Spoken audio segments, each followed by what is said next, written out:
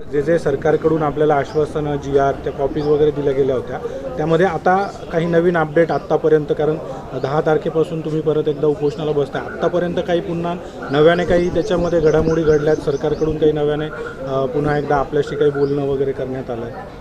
नाही, बोलणं नाही झालं, परंतु 10 तारखेच्या आमरण उपोषणाची घोषणा केल्याच्यानंतर मंगळवार बुधवारची कॅबिनेट सोमवारी झाली.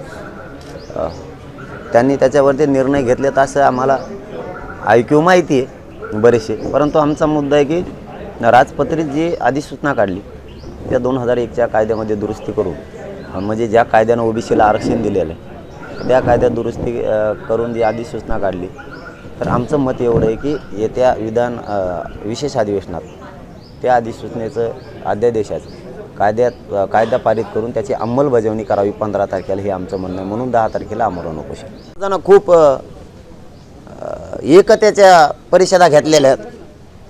मग आता मत जुळवण्याचा प्रयत्न केला, पण तुम्ही जुळूनच घेत नाही त्याला, तर आम्ही काहीतरी काय करावं.